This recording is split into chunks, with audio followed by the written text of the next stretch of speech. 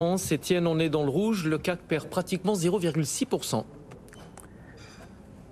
Et il est au plus bas du jour, sous les 6300 points, cet indice parisien, CAC 40 qui perd un peu plus de 0,52%, 6295 points. Du rouge également du côté des États-Unis, avec Wall Street qui a ouvert il y a un peu plus d'une demi-heure. Trois indices qui perdent entre 0,3 et 0,4%.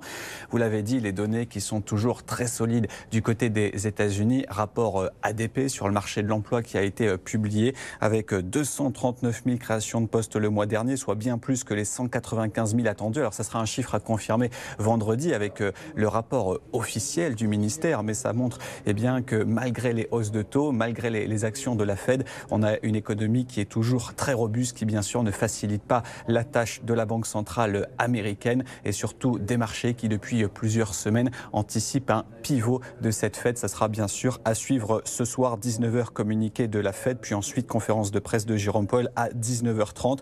Donc en attendant, on a des marchés qui sont dans le rouge, marché obligataire qui se stabilise du côté des États-Unis, quand vous regardez notamment le 10 ans qui est à 4,04. Et puis du côté des valeurs, on a surtout les valeurs de croissance qui continuent de reculer aujourd'hui, notamment le secteur du luxe qui, souvenez-vous, était bien orienté hier, qui baisse aujourd'hui. Vous en parlerez dans un instant avec notamment L'Oréal et Estée Lauder, mais vous avez surtout LVMH qui perd 1,8%, qui revient sur les 638 €. Hermès, un peu plus d'1% de baisse à 1335. Et puis à l'inverse, vous avez certaines valeurs cycliques qui se reprennent aujourd'hui, à commencer notamment par Michelin qui est en tête de l'indice avec un gain de 2,5%, 25,90 €. Toujours beaucoup de volatilité sur Orpea qui perd un peu plus de 10% aujourd'hui après avoir hier été en tête de l'indice SBF 120. Et puis Nexans également qui baisse d'un peu plus de 10%. Là aussi, pas de fondamentaux qui peuvent expliquer cette chute du titre aujourd'hui, mais quelques niveaux techniques, 85,50 € pour ce titre Nexans.